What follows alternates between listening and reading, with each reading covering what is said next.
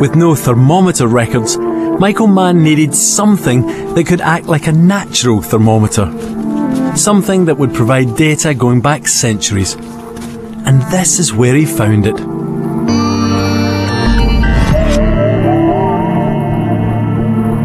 I'm in the White Mountains in California, and this area is a real mecca for scientists studying past climate. That's because this is no ordinary forest. It's home to the oldest living things on the planet. These trees live for thousands of years. They're called bristlecone pines, and they're found only in a few small areas of the western USA.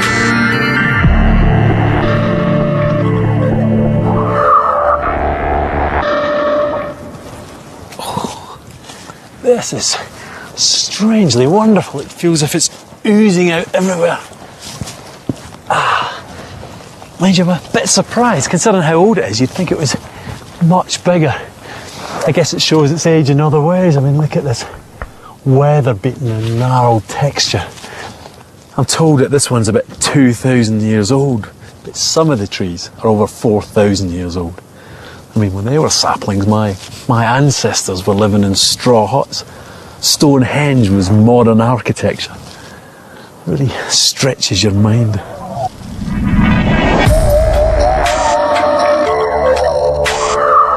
These were just what Michael Mann was looking for, because inside they contain a record of past temperatures.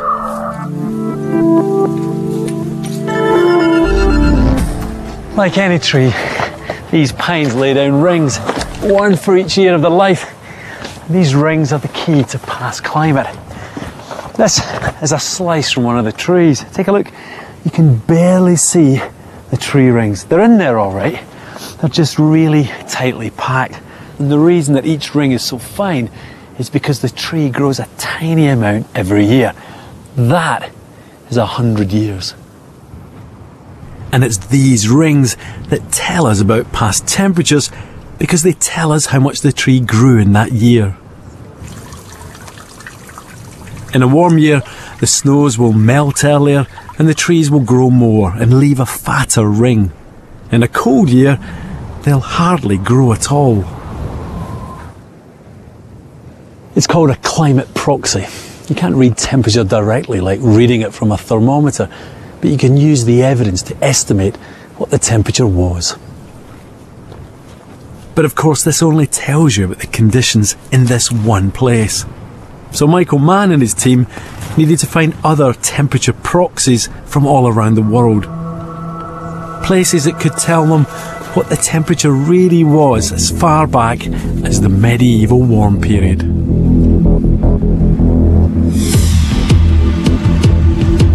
They searched the world getting data from other proxies, like corals from the Red Sea and ancient layers of snow from the mountains of Peru. And then they had to add in the recent thermometer records. Combining the different numbers to reconstruct global temperatures is a fiendishly difficult task. It needs the kind of statistical analysis that makes my head hurt. Michael Mann put all the numbers together and used it to create a very special graph. And here it is. It's basically a graph of temperature over the last 1,000 years. And the first thing that hits you is there's virtually no sign of the medieval warm period. I mean, the skeptics would have a big bump in temperature just here when the world got warmer. Instead, it looks like for at least 900 years, give or take a few ups and downs, it's incredibly flat.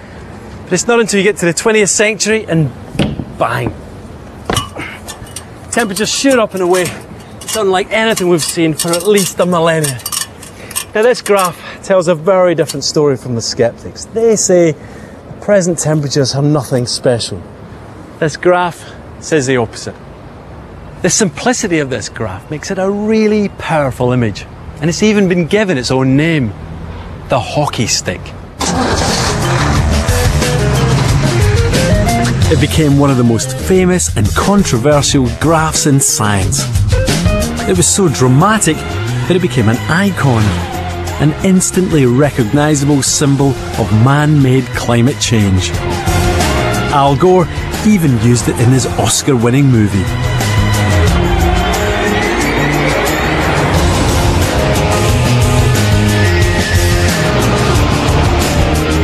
Not surprisingly, skeptics hated it.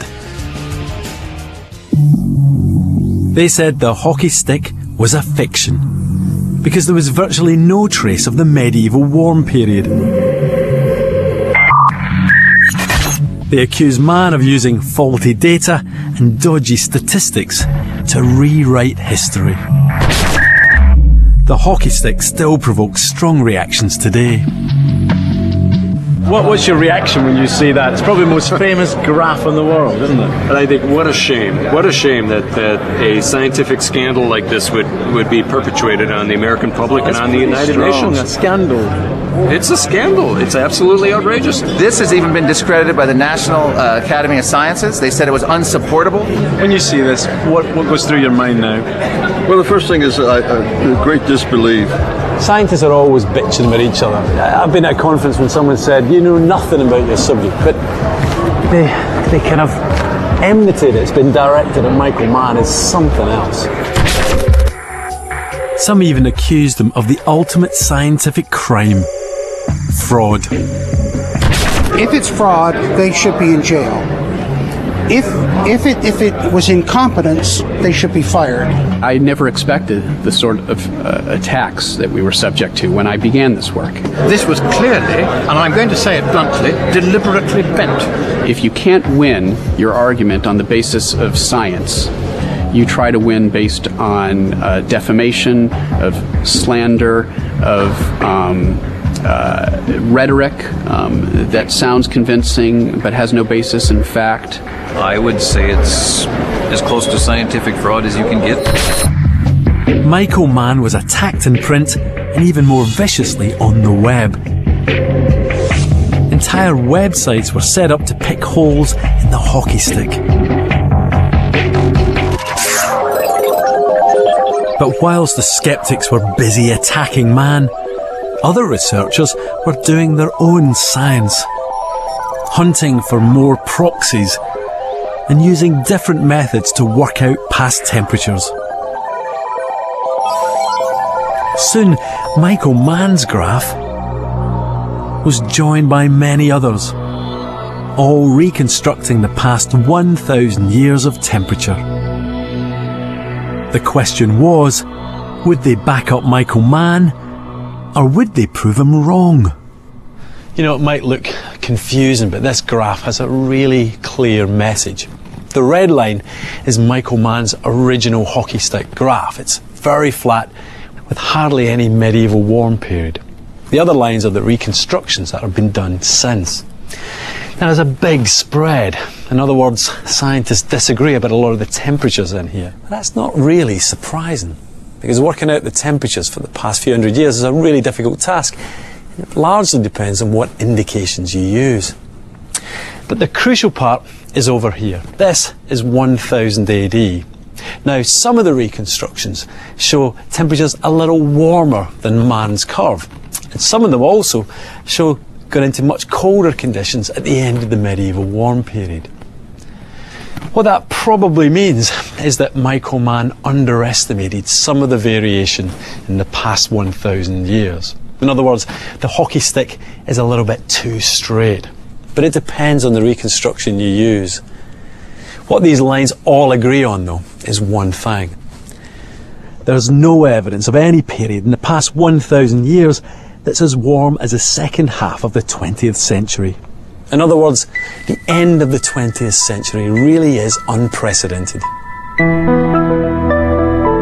Once again, the sceptical attacks have made the science stronger. We now have a whole hockey team's worth of graphs. They make a very convincing case that the global warming detected by the thermometers and satellites really is unusual.